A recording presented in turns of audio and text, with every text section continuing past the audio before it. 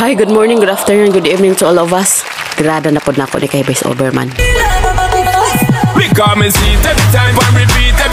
Feeling ko talaga guys, malaki yung puson kaya sumasayaw po ako.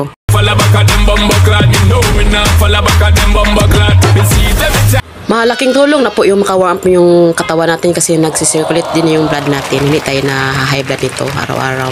Ang hirap ng step nito guys.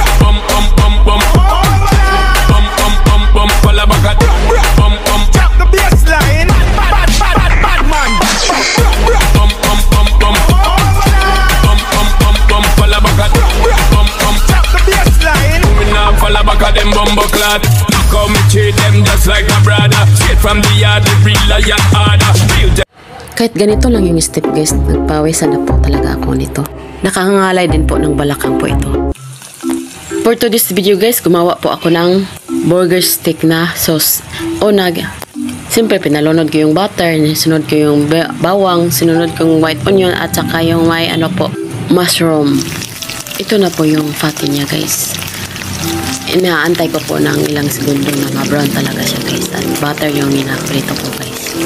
Parang nagkadurog-durog na yung fatty ko guys, pero okay lang, nasarap naman.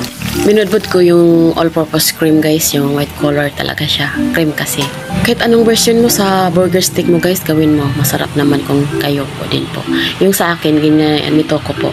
Pagkatapos ng sauce niya guys, nilunod ko po yung fatty niya guys. Kaya dandahan lang kasi lalong nadodoro. Parang natong giniling guys. Ang resulta pag hindi mo dinadaan at binabaliktad ko na siya guys para ma-absorb talaga yung sauce.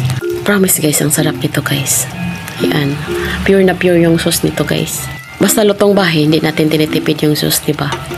At ito na yung result niya guys. Inaantay ko ng mga ilang segundo na kumulo. Huwag mo na siyang guys, ma-overcook sa kulo. At ito na guys, kain na po tayo guys. Ayan, tinitikman ko na siya guys. Sobrang sarap talaga nito guys. Kain po.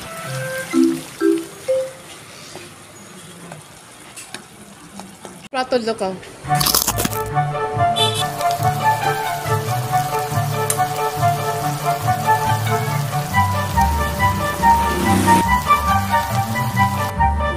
Habang nagluluto ako na timing dumating si John.